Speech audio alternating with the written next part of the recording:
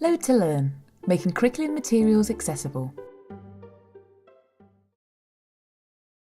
Hello, welcome to this L2L video on organizing the files you have downloaded, or simply organizing files on your computer. In this video, we will look at the principles of what files are on the computer, then at some tips and strategies for naming your files. Then we'll look at understanding files and folders and how they are organized in trees. And finally, we'll talk about the path and how they relate to file names. Another important aspect of understanding files is the size of files, but we have a separate video for that. The key thing to understand about files is that any piece of information on the computer is saved in a file. That could be text, photos, audio, video, software, or web pages. And in many ways, files are similar to objects. And objects have certain properties that we all understand, such as they all have a handle or some ways of handling them. They have some sort of a place where they can be stored, like a shelf or a box. And we can give some people directions to how to get to the object, and they all have a size as well. Well, files are the same. If we want to handle them, we have to use their name. We need to store them in a folder, and that folder is at the end of what is called a path. And just like objects, all files have a size, and that size determines where they can fit. And you can see more about size in a separate video. The computer doesn't really care how you name your files as long as you don't use any of the prohibited characters in those names. But because you're naming those files for you, for yourself to use as a human being, it is important that we name the files to work with the limitations of human memory and the organizations in which we work. All that really boils down to is that it's much better to name your files with long and descriptive names, which makes them easier to be handled. So for example, if you download a book, naming it book is not really sufficient. You should really name it with the name of the book, maybe the name of the author or the name of the place where you got it, maybe the date or even the version number. Here are a few tips about file names. First, it is very useful when you're organizing your files to simply number them. That makes it much easier to get to your important files first. If you have more than 10 items you want to number, you may want to start them with a leading 0. Sometimes if you forget a file and you want to insert them at the beginning, you may just number it with 0. It is also very useful to perhaps separate sections of the file name with dashes, or something else that makes it clear that those are separate sections of that name. Just remember, there are many characters that cannot be used, for example, slashes, asterisks, and question marks. It is also very useful to start a file name with the thing that makes it different. Very often, people start their long file names with the thing that makes them the same, for example, L2L, and then the date, and then the different part is at the end, which means that if you're scanning a long list, it is sometimes difficult to see what the difference is between the similar file names. This is particularly important for blind users who use a screen reader and have to listen to the whole file name to discover what it is about. Starting your file names with a thing that makes them different, or with a number, is also advantageous because you can type simply the first letter or the first few letters in that list, and then your selection will jump directly to that file name. All you have to do is click once in the list, type the number or the first letter or the first few letters, and you will jump directly to that file. That can save you a lot of time, a lot of effort when you're trying to go through a long list of files. It is also important that you choose the right view.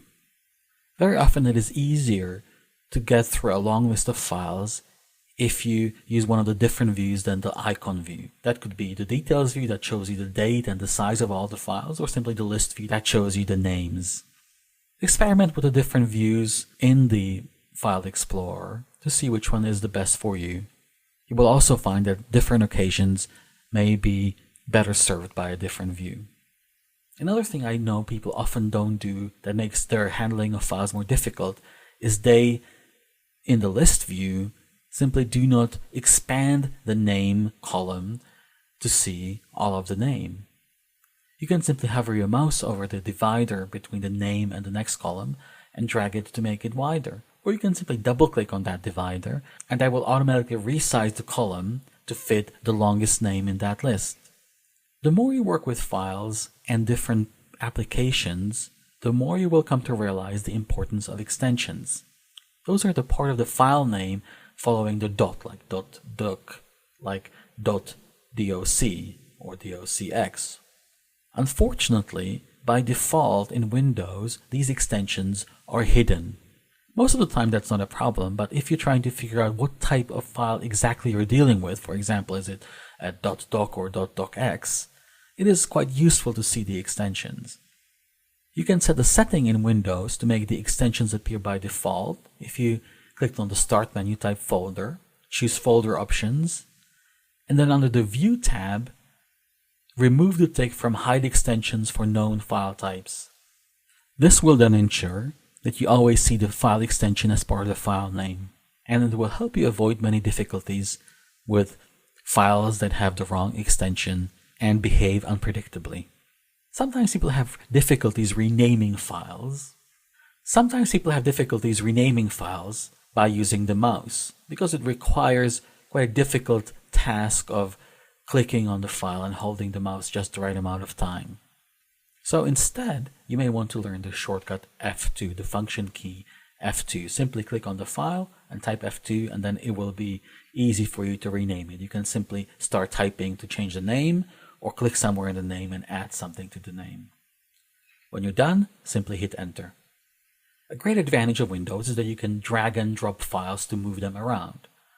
However, it is also useful to know you can use the same keyboard shortcuts that you use for copying, cutting, and pasting text inside a text editor to simply move files around.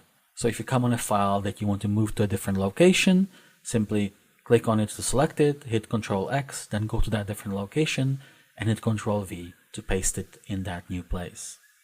If you ever want to create a duplicate of a file, you simply select it by clicking on it once, hit Ctrl C and Ctrl V, and a duplicate of that file will appear in that place that will either start with the name copy or will have a number at the end. Everybody knows about folders. All files on a computer are placed in some sort of folder, and all folders are subfolders of other folders, except for the top folder that is called the root folder. You can think of all the files and folders and subfolders as being organized into a sort of an upside-down tree. It will look something like this. So at the top you have the root, and from the root you have branches and sub-branches with the folders, subfolders, and files. You can see this tree in your Windows Explorer, and you can expand the different sub-branches and see how they all fit together. This is really important because it allows you to understand where all your files are stored on your computer. As you can see both the files in the folders and how the folders relate to each other in one view. And if you set a logical folder tree structure, it will help you keep track of your files in a much more productive and accessible way. For example, for files you've downloaded from L2L in more than one format, then you can have a folder for that particular title and keep the different format files in one folder. It is as a vertical organization. So if you want to go to a folder that contains the folder you're in, you are going up.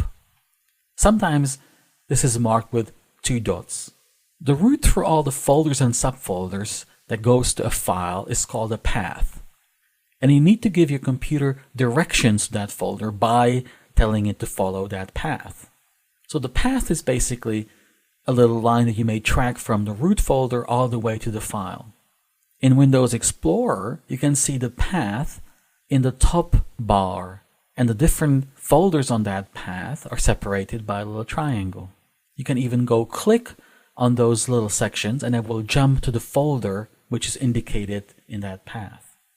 However, the computer stores the path as a piece of text, and that whole path is actually part of the name of the file, and the sections of the path are separated by slashes, which is why you cannot use slashes as part of the file name, because in fact they're already part of the file name and they indicate the different folders in which that file is.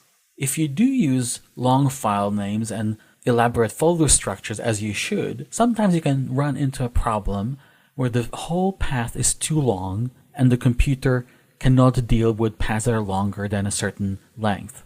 So if you run into a problem with copying a file, sometimes just simply renaming the file to be shorter or renaming one of the containing folders to be a bit shorter can solve the problem immediately.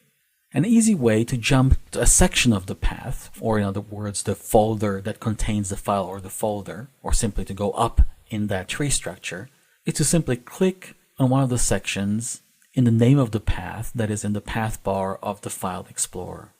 Understanding files and organizing them properly can solve so many difficulties that people have with computers. So please take your time and learn how to use files and how to store them and organize them properly on your computer. Thank you for watching. Thank you for watching. For more tutorials or information about L2Learn, please visit l2learn.org.uk or contact us on 0300 303 8313. Copyright 2012 Dyslexia Action in R&IB. Licensed under the Creative Commons license by attribution for non-commercial purposes and shared alike.